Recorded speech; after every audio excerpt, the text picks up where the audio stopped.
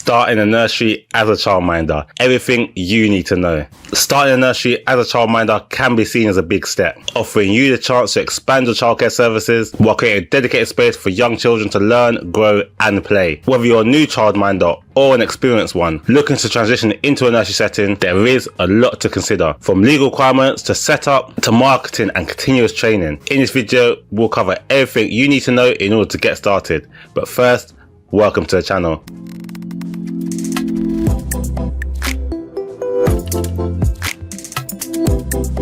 Welcome to the channel, Open Nursery, with myself, Kurt Liania, where I support you to open, run and grow your own childcare business. If this is your first time here, make sure you subscribe, as I post lots of videos all around the topic of childcare, from learning about the startup cost to opening a nursery, to finding out why a nursery is one of the best businesses to start in the UK. There's lots here on the channel for you to discover. Just click the subscribe button so you don't miss out on future videos. Now, I'm sure you're aware, being a childminder is different to running a nursery, but the skills and experiences that you've gained from being a childminder will provide a strong foundation. A childminder offers personalised care, often within their home, and will work with a small group of children. Unlike larger childcare facilities, childminders' focus will often be around creating a home-like environment, which can be a comforting choice for lots of parents. Though transitioning into a nursery allows for childminders to expand this nurturing environment, providing a larger space dedicated to childcare, education and play. So why would you want to transition into a nursery? Many childminders find that change of registration into a nursery setting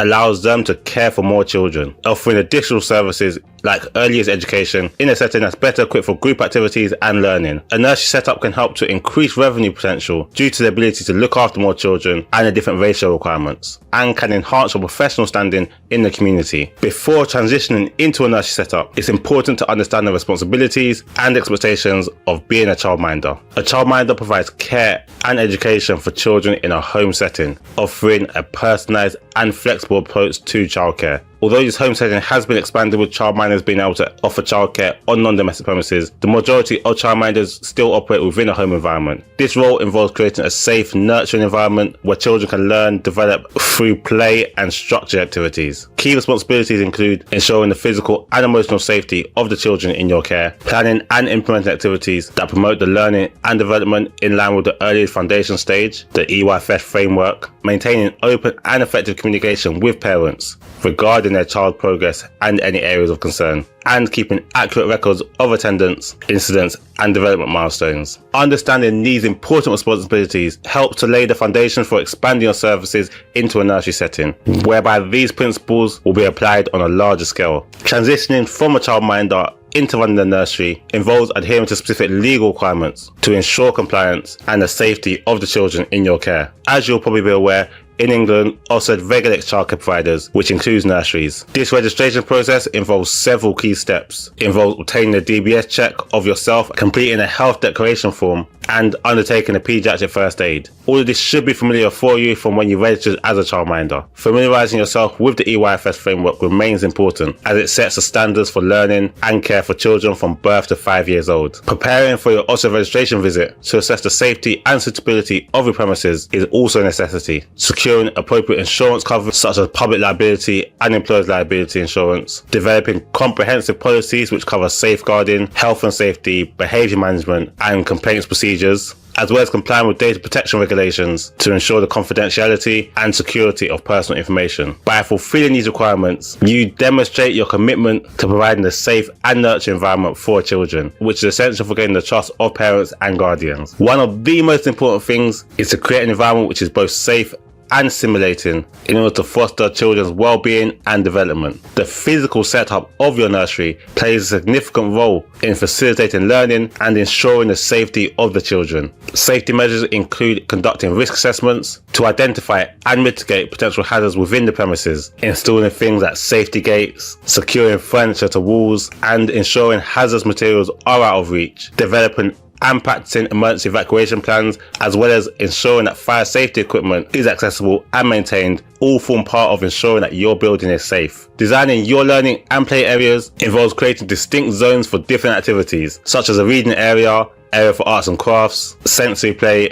and physical activities. You also need to make sure that you're providing toys and materials for the different age ranges that you cater to, ensuring that they are safe for that age and help to promote developmental milestones, as well as ensuring that you're designing a secure outdoor environment with equipment that encourages physical activity and exploration if available. Creating a nurturing atmosphere can be achieved by using child-sized furniture and creating cozy spaces where children can relax and feel secure. You can decorate with bright, engaging visuals that stimulate learning and activity, whilst also remembering to ensure that the environment reflects diversity and inclusion, promoting a sense of belonging for all your children. By thoughtfully designing your nursery's physical space, you can create an environment that supports safety, learning, and the overall well-being of the children in your care. Next, establishing a clear set of policy procedures is essential for the smooth operation of your nursery. These documents provide guidance on daily operations, set expectations for staff and parents, and ensure compliance with legal and regulatory standards. Essential policies to create include your safeguarding policy, which outlines your procedures to protect children from harm, including recognizing signs of abuse and your reporting mechanisms. A health and safety policy, which details what measures you have in place to ensure a safe environment,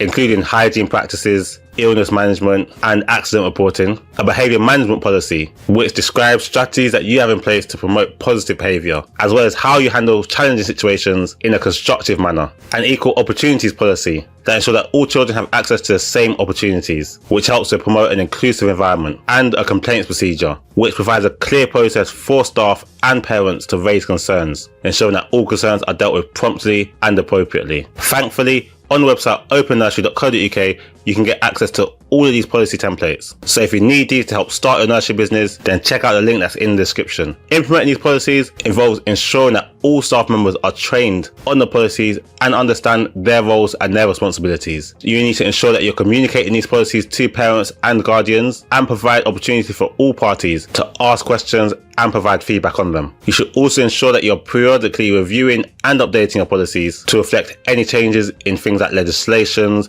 best practices, and the evolving needs of the children and families in your care. By developing and implementing comprehensive policy procedures, you establish a framework that promotes safety, consistency, and quality in your nursery's operations. The next thing that will help you to transition from a childminder to a nursery is organising your budgeting and financial planning. Starting a nursery requires solid financial planning to cover the essentials and to help you to stay afloat long term. First, it's important to list all the initial costs. These include things like furniture, toys, safety equipment, insurance, and marketing expenditure. These are the essential things that all nurseries need to function smoothly. Once you have your initial costs listed, you'll want to factor in your ongoing costs. This will include your staff salaries, your monthly utility bills, and all your regular supplies like cleaning equipment, food, and educational resources. Creating a detailed budget helps you to understand exactly how much you need to get started and keep your nursery running smoothly. If the startup costs feel unattainable for you, don't worry, you're not alone in this. This is why some nursery owners explore funding options to cover these initial startup costs. You could look into small business loans or grants, especially those aimed at earlier provisions. Some local councils also offer assistance, so it is worth contacting your local council too. Setting clear fees for parents and implementing consistent payment policies will massively help to support your cash flow. Regularly reviewing your finances, especially in the early stages, can help to identify areas where you may be overspending or need to adjust your fees. Financial planning is usually the area where people find overwhelming, but having a clear budget and sticking to it is essential for a healthy nursery business.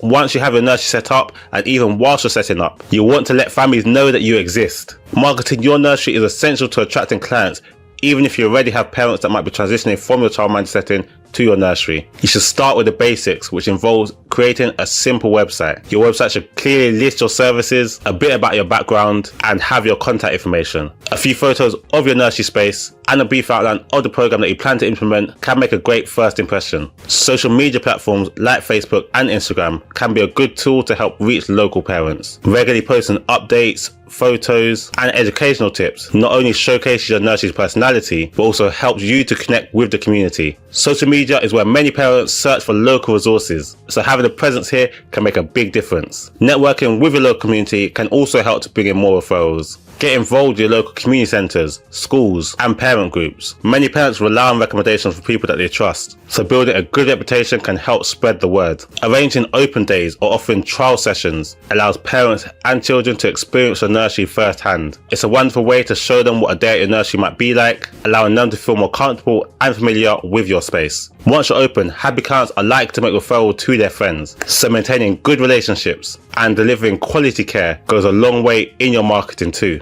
These are just some of the ways that you can use to market your nursery, though especially when you're at the beginning stages of your nursery, it will be important to know and implement lots of different ways, as you will want to reach your desired occupancy as soon as possible so that you can start making a profit. To help you with this, you can get a copy of this book, 99 Proven Ways to Market Your Childcare Business, which is available on Amazon. Through this book, you can not only discover some free ways to market your nursery, but also some unique ways which will help you to showcase your nursery in your community, which is so important in helping your nursery to stand out and getting full. If you want to give your nursery a head start, then just click the link to the book, which I'll post in the description. The next important area of transition from a childminder to a nursery is yours and your staff's continuous professional development and training. The childcare field is always evolving, and it's important for everyone in the industry to stay updated with best practices. Professional development helps you and your staff provide the best possible care and ensures that you're meeting all regulatory standards. Many childcare providers pursue courses in first aid, child psychology and understanding the EYFS curriculum. These areas are directly relevant to running your nursery and helping you to build your credibility. Training in areas like pediatric first aid is also required for your licensing, so keeping certificates up to date is essential. Providing training opportunities for your staff is highly important. For example, regular team meetings where you can discuss new strategies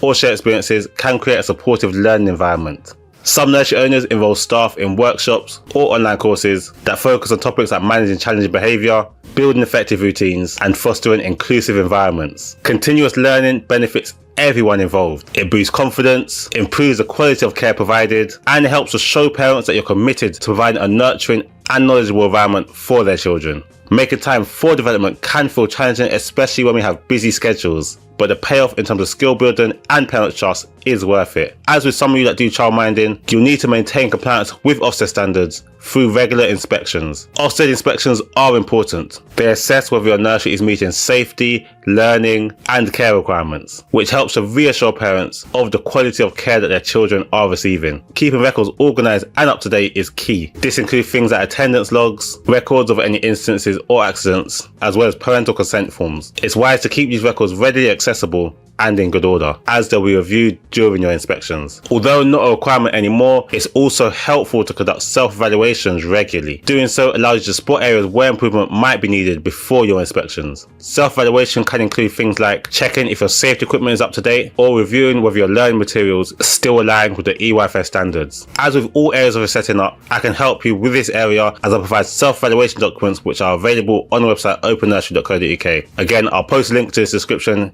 if you need this. When an inspection does occur, Ofsted will provide feedback on areas of improvement that they feel is needed. Taking their recommendations seriously and making necessary adjustments demonstrates your commitment to high standards. Keeping compliant is not only about passing your inspection, but it's also about building trust with parents and ensuring a safe and supportive environment for children. Many nursery owners find it helpful to stay informed about updates in regulations. Changes in earlier standards do happen, and being proactive helps you to stay ahead of the curve. Whenever any changes do happen, I do post about them on this channel, so if you're a visual or auditory learner, make sure you subscribe so that you don't miss out on any of the changes. If you prefer to read about the changes, then check out the website opennursery.co.uk, as I'll post about them there too. Another useful resource is the Early Years Alliance. They also offer resources and updates. Checking out their website can also be a great help. Starting a nursery as a childminder is a significant and rewarding journey that requires careful planning, dedication, and a genuine passion for early years care. By meeting all the necessary legal requirements, creating a warm and safe environment, and developing clear policies, you lay a solid foundation that families can trust. This endeavour goes beyond establishing a business. It's about creating a nurturing environment where children can thrive, learn,